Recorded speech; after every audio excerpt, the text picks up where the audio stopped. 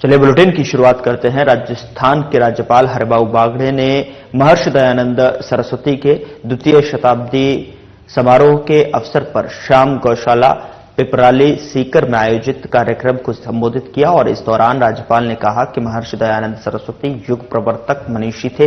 वह व्यक्ति नहीं संस्था थे। देश को रूढ़ियों से मुक्त कराने वाले समाज सुधारक थे। वहीं उन्होंने कहा कि महर्षि दयानंद सरस्वती महज एक व्यक्ति नहीं होकर जो है बहुत बड़े समाज सुधारक थे। उन्होंने सत्य का रास्ता अपनाने की बात कही और उन्होंने हमेशा राष्ट्र निर्माण और भारतीय संस्कृति को आगे बढ़ाने के लिए कार्य किया। साथ ही उन्होंने सामाजिक कुरीतियों को समाप्त करने का काम किया है और राज्यपाल ने कहा कि महर्षि दयानंद सरस्वती ने शिक्षा के महत्व को समझते हुए इंसान को सदाचारी बनने के लिए प्रेरित किया।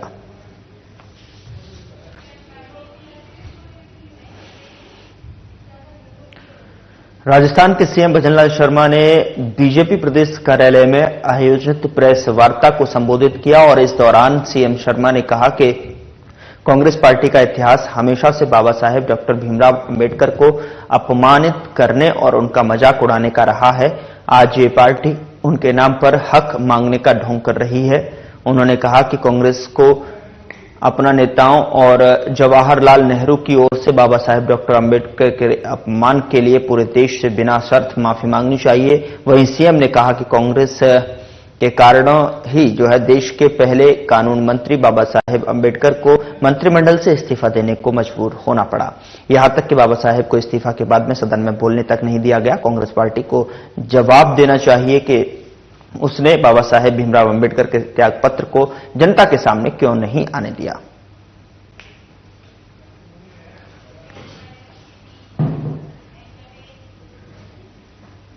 उधर केंद्रीय पर्यावरण, वन और जलवायु परिवर्तन मंत्री भूपेंद्र यादव ने मंगलवार को खैरथल तिजारा जिले के किशनगढ़वास में 14 करोड़ रुपए की लागत से बने कृषि महाविद्यालय भवन का भव्य लोकार्पण किया और इस अवसर पर मंत्री ने किसानों और छात्रों के हित में कई महत्वपूर्ण घोषणाएं की और क्षेत्र में कृषि शिक्षा और अनुसंधान को नई दिशा देने की बात कही है। और इस दौरान केंद्रीय पर्यावरण मंत्री भूपेंद्र यादव सहित उपस्थित अतिथिगणों ने कृषि आधारित अरोरा पुस्तिका का भी जो है विमोचन किया। कार्यक्रम में केंद्रीय मंत्री यादव ने एक पेड़ मां के नाम अभियान के तहत विद्यालय में अध्ययनरत प्रत्येक विद्यार्थी की ओर से एक पौधा लगाकर उसकी देखभाल करने की अपील की। उन्होंने कहा कि वृक्ष जीवन भर कुछ न कुछ देते हैं और हमें इन्हें संरक्षित करने के लिए प्रेरित होना चाहिए। कार्यक्रम के दौरान उन्होंने महाविद्यालय में एक पेड़ मां के नाम अभियान के तहत पौधारोपण किया।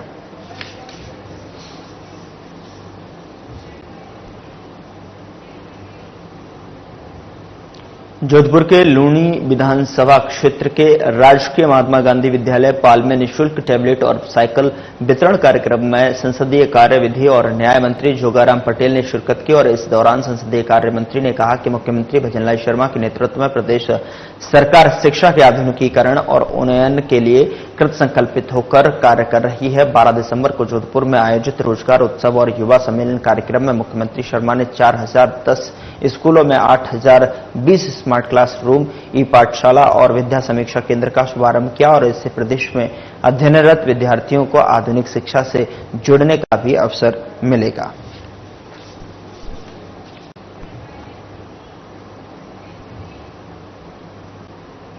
राजस्थान सरकार में सैनिक कल्याण मंत्री कर्नल राज्यवर्धन राठौड़ ने मुंबई, महाराष्ट्र में अत्यंत दुर्भाग्यजनक नौका हादसे में कर्तव्य निर्वहन करते हुए वीरगति को प्राप्त मां भारती के अमर सपूत जयपुर ग्रामीण निवासी महेंद्र सिंह शेखावत की शोक सभा में जो है पुष्पांजलि अर्पित कर विनम्र श्रद्धांजलि दी है और परिवारजनों को ढांढस बंधाया।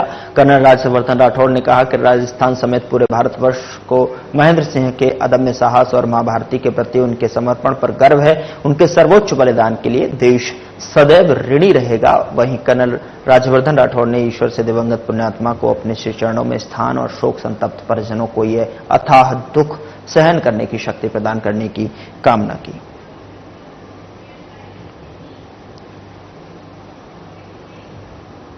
प्रधानमंत्री नरेंद्र मोदी के महत्वाकांक्षी परीक्षा पे चर्चा 2025 कार्यक्रम के लिए राज्य परियोजना निदेशक और आयुक्त अविचल चतुर्वेदी ने सभी जिला शिक्षा अधिकारियों के साथ में वीडियो कॉन्फ्रेंस के माध्यम से बैठक की और बैठक के दौरान उन्होंने निर्देश दिया कि कक्षा 6 से 12 तक के विद्यार्थियों के 40% नामांकन और शिक्षकों के 100% पंजीकरण को सुनिश्चित किया जाए। उन्होंने संस्था प्रधानों को एसएमसी, एससी सदस्यों के साथ में समन्वय स्थापित कर अभिभावकों को इस कार्यक्रम की जानकारी साझा करने और पंजीकरण के लिए प्रेरित करने को भी कहा है। वहीं चतुर्वेदी ने बताया कि राष्ट्रीय कार्यक्रम जनवरी 2025 में आयोजित होगा और इसका उद्देश्य विद्यार्थियों में परीक्षा के तनाव को कम करना है।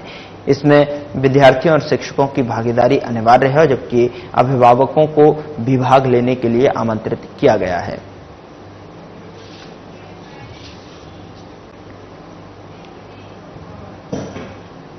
पंचायती राज और ग्रामीण विकास मंत्री ओटाराम देवासी और मुख्य सचिव सुधांशु पंत ने राष्ट्रीय ग्रामीण आजीविका मिशन के तहत केंद्रीय ग्रामीण विकास विभाग के सहयोग से राजस्थान ग्रामीण आजीविका विकास परिषद की ओर से जवाहर कला केंद्र में चल रहे सरस राज सखी राष्ट्रीय मेला 2024 का मंगलवार को अवलोकन किया और देवासी ने सरस मेले की सभी स्टॉलों का भी अवलोकन किया और विभिन्न राज्यों से आए स्वयं सहायता समूह की महिलाओं से संवाद किया और उनके उत्पादों की सराहना की।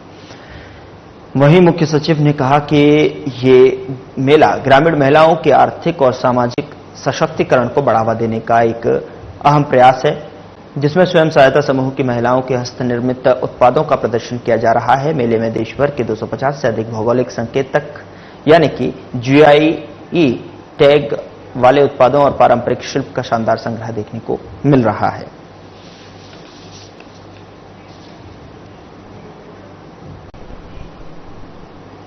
उधर आयुष मंत्रालय भारत सरकार की पहल पर देश का प्राकृतिक परीक्षण अभियान के अंतर्गत पूरे देश में आमजन के स्वास्थ्य के लिए प्राकृतिक परीक्षण किया जा रहा है। देश का प्रकृति परीक्षण अभियान के अंतर्गत युवा मामले और खेल विभाग के शासन सचिव नीरज कुमार पवन का सवाई मानसिंह स्टेडियम में प्रकृति परीक्षण किया गया। जयपुर में सवाई मानसिंह स्टेडियम, हरिदेव जोशी पत्रकारिता विश्वविद्यालय, तकनीकी विश्वविद्यालय वाटिका और राजकीय महाविद्यालय रेनवाल जयपुर में अधिकारियों, कर्मचारियों और खिलाड़ियों का प्रकृति परीक्षण करने के साथ जयपुर और अन्य जिलों के संस्थानों कार्यालय में राष्ट्रीय आयुर्वेद संस्थान के चिकित्सकों की टीम ने बड़ी संख्या में प्रकृति परीक्षण किया और बताया जा रहा है कि अब तक 2 लाख से अधिक लोगों का राष्ट्रीय आयुर्वेद संस्थान के चिकित्सकों की तरफ से प्रकृति परीक्षण किया जा चुका है। इस अभियान के अंतर्गत 25 दिसंबर 2024 तक आमजन का प्रकृति परीक्षण किया जाएगा।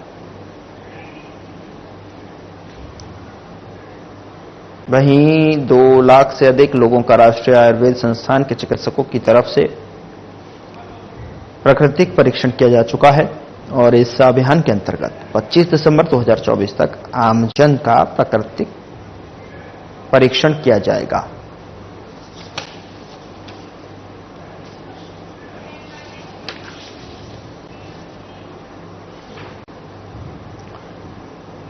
उधर जयपुर विकास आयुक्त तो आनंदी की अध्यक्षता में मंथन सभागार में PWC की बैठक संपन्न हुई और बैठक में एक आवासीय और एक वेयर हाउस योजना सृजित करने का अनुमोदन किया गया।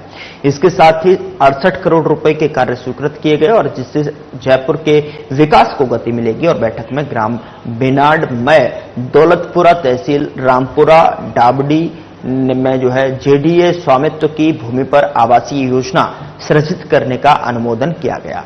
वहीं ग्राम सिरानी में और गढ़पतपुरा स्थित JDA स्वामित्व की जो भूमि है 7.52 हेक्टेयर में सामान्य वेयर हाउस योजना सृजित करने का अनुमोदन किया गया है और इसी के साथ कई वित्तीय स्वीकृतियों का अनुमोदन किया गया।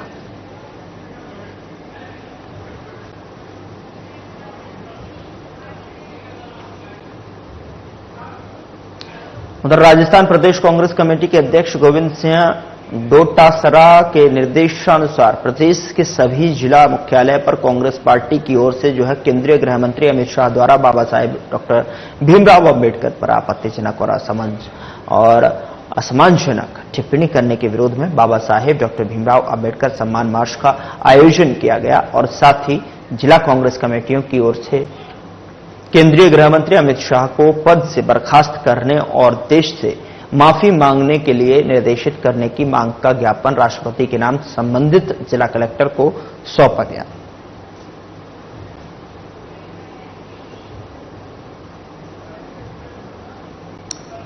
जयपुर के निकट बांकरोटा में हुए अग्निकांड में मानवता और बहादुरी का परिचय देकर कई लोगों की जान बचाने वाले और झुलसे हुए घायलों को अस्पताल पहुंचाने में अमूल्य योगदान देने वाले शेरा जाट को राष्ट्रीय लोकतांत्रिक पार्टी की अध्यक्ष और नागौर सांसद हनुमान बेनीवाल ने अपने जयपुर आवास पर बुलाकर गुलदस्ता भेंट करके धन्यवाद ज्ञापित किया और बेनीवाल ने सीएम भजनलाल शर्मा से अपील करते हुए कहा कि शेरा जाट सहित इस हादसे में मानवता और बहादुरी का परिचय देने वाले सभी लोगों को राष्ट्रीय स्तर पर सम्मानित करवाया जाना चाहिए।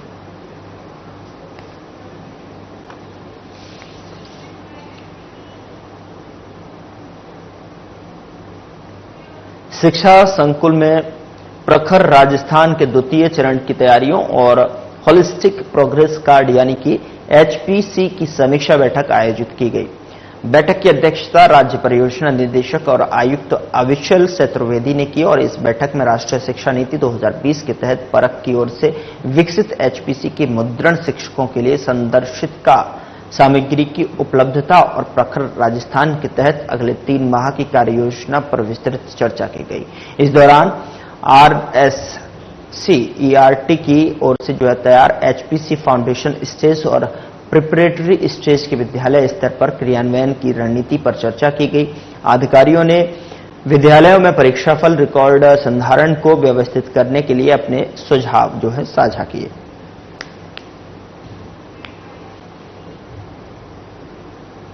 टोंक के नेशनल हाईवे 52 के पास में बने झरझर और बंद पड़े स्लॉटर हाउस को नगर परिषद दस्ते ने जेसीबी मशीन की सहायता से पूरी तरह से नष्ट कर दिया है। नगर परिषद की कार्रवाई के दौरान जिला पुलिस और प्रशासन के अलावा अधिकारी भी मौके पर मौजूद रहे। नगर परिषद के राजस्व निरीक्षक सौरभ गर्ग ने बताया कि बंद पड़े स्लॉटर हाउस को लेकर सीएमओ से लेकर विभागीय स्तर पर कई तरह की शिकायतें थीं और इसके बाद सभी विभागों से बंद पड़े पुराने स्लॉटर हाउस का भवन को डेमोलिश करने की अनुमति मिली थी, जिसके बाद कार्रवाई की गई। प्रशासक महोदय के आदेश से हम लोग यहाँ ये नकारा घोषित हुआ बूचड़खाना तोड़ने आए थे, जो इसकी सारी प्रक्रिया पूरी कंप्लीट करने के बाद में सारे आदेश विभागीय आदेश प्राप्त कर इसको तोड़ने की आज कार्रवाई कर दी गई है। कितनी जमीन है नगर परिषद? ये टोटल 2000 वर्ग मीटर जगह है नगर परिषद की इस जगह पे, जो कि कलेक्टर साहब के द्वारा आवंटित की गई थी पूर्व समय में। किस तरह की गतिविधियां यहाँ पर हो रही थी? किस तरीके की? काफी समय से मुख्यमंत्री कार्यालय तक ये शिकायत गई हुई थी कि साहब यहाँ पर ये अवैध बूचड़खाना चल रहा है, बदबू आ रही है। बहुत लोग आसपास के कॉलोनी वाले भी परेशान थे। डेली संपर्क पे सीएम कलेक्टर साहब को ज्ञापन जन सुनवाई के माध्यम से बहुत सारी शिकायतें जा रही थी कि सब लोग परेशान हो रहे हैं। क्या क्या कार्रवाई अब की जाएगी इसके अलावा? अब इसको तोड़ दिया गया। अब प्रशासक महोदय और आयुक्त महोदय के आदेशानुसार आगे कार्रवाई की जाएगी। इसमें सांसद हरीशचंद्र मीणा टोंक शहर का दौरा कर जनता से रूबरू हुए और इस दौरान सांसद ने बड़ा कुआं क्षेत्र की खस्ताहाल सड़क का भी दौरा किया है। इस दौरान ग्रामीणों ने सड़क पर बने जगह जगह बड़े गड्ढों को लेकर पीड़ा सुनाई और सड़क की खुदाई कर नई सड़क बनाए जाने की सांसद से मांग की है। साथ ही नालों की समस्या से भी जनता ने रूबरू करवाया। जनता की समस्याओं को सुनते हुए सांसद ने जनता की समस्याओं को लेकर अधिकारियों से बातचीत की और जल्द समस्याओं को दूर करने के निर्देश दिए। उसके पश्चात मुझे टोंक शहर के कुछ निवासी मिले। कुछ को नालों की शिकायत थी, किसी को रोड की शिकायत थी, किसी को व्यक्तिगत मुकदमों की शिकायत थी। तो मैंने कलेक्टर साहब से समय मांगा, उनको मिला। एसपी साहब भी थे, हमारे जिला अध्यक्ष भी थे, ब्लॉक अध्यक्ष भी थे, हमारे कैंडिडेट उनियारा से केसी मीणा जी, काशीलाल जी हमारे मालपुरा से कांग्रेस के कैंडिडेट थे, वो भी साथ थे। और हमने हमारे क्षेत्र की जनता की जो समस्याएं हैं उनके सामने उठाई, उनसे आग्रह किया इनका समाधान करें और हमें सकारात्मक जवाब मिला। निरीक्षण में क्या पाया गया? आप शहर में निकले, गलियां देखी, सीवरेज के कार्य देखे, कहीं आपने गली गली देखी थी, इस टाइम क्या ना पाया गया? क्या एक तो सर जो गंदे नालों का जो पानी या जो मैला है वो सड़कों पे आ रहा है, वो सीवरेज में नहीं जा रहा। कुछ जो अपने जो वो ढक्कन बने हुए हैं उनके चैम्बर इतने ऊंचे बने हुए एक्सीडेंट होते हैं उनसे, वो भी मैंने बता दिया, उनको समय दिया, इतने समय में ये ठीक होने चाहिए। और मुझे आश्वासन किया कि ये काम अतिशीघ्र अगली बार आएंगे जब मिलेगा। हम अधिकारियों से आग्रह करते हैं कि जनता की समस्याओं को सुनो, और जनता के सहयोग से इनको दूर करो। हम किसी से टकराव नहीं चाहते, उनकी ड्यूटी है, हमारा कर्तव्य है कि जनता की आवाज अधिकारियों को बताएं और अधिकारियों का कर्तव्य है कि समस्याओं को सुलझाएं, और ऐसा मुझे जवाब मिला कि वो करेंगे। उधर टोंक जिले के उपखंड मालपुरा में स्थित केंद्रीय भेड़ और ऊन अनुसंधान संस्थान अबिका नगर में सोमवार को राष्ट्रीय किसान दिवस पर राष्ट्रीय सेमिनार जैविक खेती और पशुपालन का आयोजन हुआ। फार्मर फॉर्म के तहत आयोजित सेमिनार के मुख्य अतिथि केंद्रीय कृषि और किसान कल्याण राज्य मंत्री भागीरथ चौधरी ने कहा कि देश का किसान पिछले 60 वर्षों से लगातार संघर्ष कर रहा था, लेकिन उसे उसकी मेहनत का पूरा दाम नहीं मिल पा रहा था। देश के प्रधानमंत्री नरेंद्र मोदी ने किसानों की आय को दोगुना करते हुए खेती में उन्नत तकनीकी को बढ़ावा दिया है और साथ ही पीएम किसान समृद्धि केंद्र, पीएम फसल बीमा योजना और ड्रोन के माध्यम से आधुनिक कृषि, पीएम सम्मान निधि योजना जैसी किसान हितैषी योजनाओं के माध्यम से अन्नदाताओं के जीवन में बदलाव लाने का कार्य किया है। मैं बात कृषि विश्वविद्यालय के लिए, वो भी यहाँ जरूरी है। लंबे समय तक यहाँ डिमांड रही है। हमारे यहाँ के विधायक और कैबिनेट मंत्री जी भी है और भी बाकी ने भी यहाँ ये बात बताई है। परंतु देखिए, कृषि विश्वविद्यालय राज्य का ये मैटर है कि कहाँ प्रदेश में कृषि विश्वविद्यालय को अनुशंसा आएगी तो उसके ऊपर केंद्र सरकार, हमारा मंत्रालय विचार करेगा। परंतु कृषि विज्ञान केंद्र हम चाहेंगे जल्दी से जल्दी 2014 से लेकर 2024 तक प्रधानमंत्री मोदी जी के नेतृत्व में जो काम हुआ, अब की बार तो जो तीसरा कार्यकाल जो उन्होंने दायित्व संभाला, सबसे पहले इस देश के अन्नदाताओं के लिए उनकी कलम चली है किसान सम्मान निधि की, और उन्होंने फिर 17वीं किस्त किसानों के लिए किसान सम्मान निधि, फिर 18वीं किस्त जारी की। एमएसपी खरीफ रबी फसल की उन्होंने एमएसपी बढ़ाई है, इतनी एमएसपी बढ़ाई है उन्होंने। इस वजह से यदि मैं कह रहा हूं कि दूसरी जो केंद्र राज्यों की सरकारें 55-60 साल तक यदि वो किसान के सुध लेते तो किसान की माली हालत इतनी खराब नहीं रहती। तो प्रधानमंत्री मोदी जी ने जो 10 साल में काम किया, और हमारे प्रदेश के मुख्यमंत्री भजनलाल जी शर्मा के नेतृत्व में जो प्रदेश में किसानों के लिए, गांव के लिए, सभी के लिए जो काम हुआ, यदि पहले होता तो आज किसान की ये तकलीफ नहीं होती। अब किसानों के घरों में समृद्धि आएगी, खुशहाली आएगी। उधर कलेक्टर अर्तिका शुक्ला राजगढ़ दौरे पर रहीं और इस दौरान जिला कलेक्टर ने थाना राजाजी स्थित सरकारी विद्यालय की ई-लाइब्रेरी और पुलिस थाने का निरीक्षण किया। और इसके बाद जिला कलेक्टर अर्तिका शुक्ला राजगढ़ पंचायत समिति जो है परिसर में सुशासन सप्ताह के तहत प्रशासन गांव की ओर अभियान के तहत लगाए जा रहे शिविर का अवलोकन कर आवश्यक दिशा निर्देश दिए, जहां उन्होंने आमजन को संबोधित करते हुए कहा कि केंद्र सरकार द्वारा चलाई जा रही पीएम सूर्य घर मुफ्त योजना का लाभ लें और ताकि ग्रामीण क्षेत्रों में जो बिजली की कटौती रहती है उससे निजात मिल सके। जिसके बाद जिला कलेक्टर ने तहसील परिसर में बनी पंजीयन शाखा, उपखंड और तहसीलदार कार्यालय का निरीक्षण किया। जिला कलेक्टर अर्तिका शुक्ला ने बताया कि राजगढ़ में विभिन्न कार्यालयों का निरीक्षण किया है। वहीं सुशासन सप्ताह में ज्यादा से ज्यादा आमजन की पेंशन वेरिफिकेशन का निस्तारण करें। और उन्होंने बताया कि शिविर में काफी लोग विभिन्न समस्याओं को लेकर आए थे, उनको कार्यालयों के चक्कर न लगाने पड़े और शिविर के माध्यम से जल्द निस्तारण करने के निर्देश दिए। आज राजगढ़ के पूरे उपखंड का निरीक्षण किया गया है। अभी मैंने एक सरकारी स्कूल जिसमें ई लाइब्रेरी बनी हुई थी वो थाना राजगढ़, यहाँ पंचायत समिति और ये सुशासन सप्ताह के कैंप देखे। आगे एसडीएम और तहसीलदार की कक्षा का भी निरीक्षण होगा। ओवरऑल यही जो निर्देश है वो यही है कि ज्यादा से ज्यादा सुशासन सप्ताह में कॉमन जनता की जो अपने पास एप्लीकेशन है उनको ज्यादा डिस्पोज करें, खासकर पेंशन वेरिफिकेशन, क्योंकि अब हम साल के अंत पे आ रहे हैं तो पालनहार वेरिफिकेशन, पेंशन वेरिफिकेशन पर फोकस करके अगले 7 दिवसों में एक भी व्यक्ति की पेंशन ना रुके वेरिफिकेशन के अभाव में, इस पे ध्यान दें।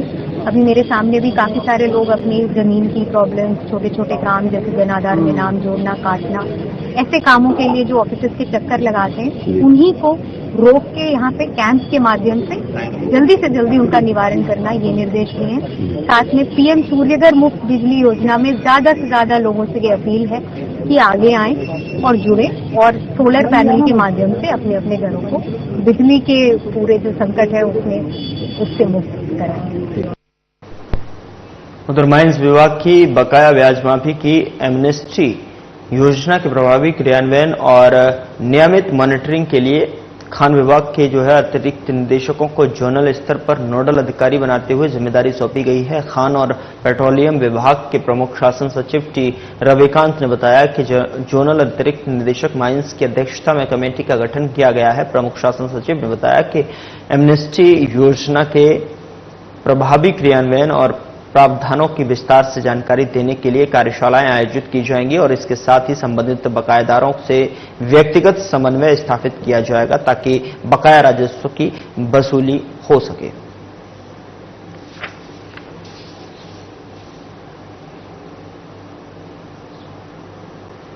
खबर बानसूर से है, जहां पर हरसौरा थाना पुलिस की लगातार कार्रवाई में अवैध हथियार खरीद फरोख्त के मामले में एक और आरोपी को गिरफ्तार किया गया है। हरसौरा थाना अधिकारी प्रदीप यादव ने बताया कि महानिरीक्षक पुलिस रेंज जयपुर के आदेश पर लगातार अवैध हथियार रखने वालों के खिलाफ कार्रवाई करते हुए एक आरोपी अश्विनी योगी उर्फ गजनी को हथियारों की खरीद फरोख्त करते हुए गिरफ्तार किया गया है।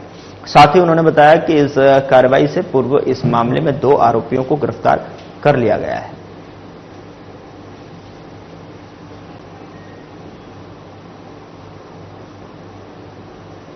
बानसूर की हरसौरा थाना पुलिस ने कार्रवाई करते हुए हत्या के प्रयास में वांछित चल रहे 3 आरोपियों को गिरफ्तार किया है। हरसौरा थाना अधिकारी प्रदीप यादव ने बताया कि सुरेश गुर्जर निवासी देवशन ने थाने में रिपोर्ट दर्ज कराई थी और जिसमें जमीनी विवाद को लेकर रामफल गुर्जर उर्फ सुदामा और हेतराम गुर्जर और बलराम गुर्जर निवासी मेड़ा छिंड ने हथियारों से लैस होकर घर में घुसकर उनके परिवारजनों पर जानलेवा हमला किया, जिसमें पुलिस ने अनुसंधान में सही पाया गया और जिसमें पुलिस ने कार्रवाई करते हुए 3 वांछित आरोपियों को गिरफ्तार कर लिया है।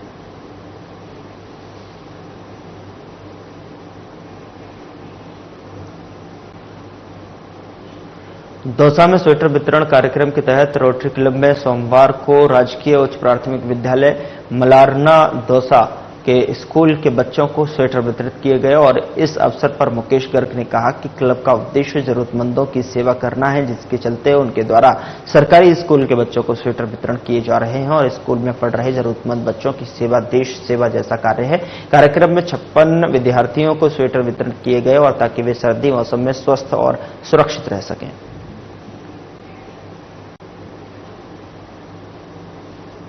बता दें कि 56 विद्यार्थियों को स्वेटर वितरित किए गए हैं और सर्दी को देखते हुए उनके स्वास्थ्य और उनको ठंड से बचाव के लिए सुरक्षित रह सकें, इसलिए उनको विद्यार्थियों को स्वेटर वितरित यहां पर किए गए हैं।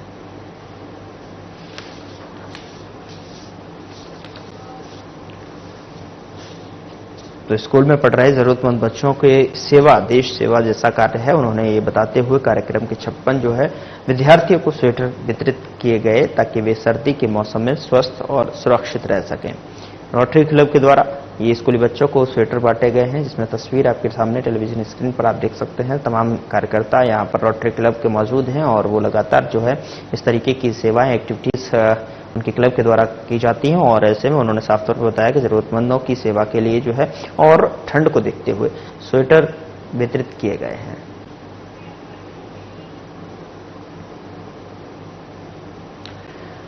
खबर देवली से है, जहां पर थाना पुलिस ने नशे के खिलाफ कार्रवाई करते हुए 2 गांजा तस्कर को गिरफ्तार किया है, जिसके पास से गांजे की करीब 4 किलो मात्रा बरामद हुई है। देवली थाना प्रभारी राजकुमार नायक ने बताया कि अतिरिक्त पुलिस अधीक्षक मोटाराम बेनीवाल और पुलिस उपाधीक्षक राम सिंह समेत उच्च अधिकारियों के निर्देश पर पुलिस लगातार अवैध मादक पदार्थों के खिलाफ कार्रवाई कर रही है और इसे लेकर देवली पुलिस चेकिंग अभियान चला रही थी। इस दौरान पुलिस को सफलता हाथ लगी है।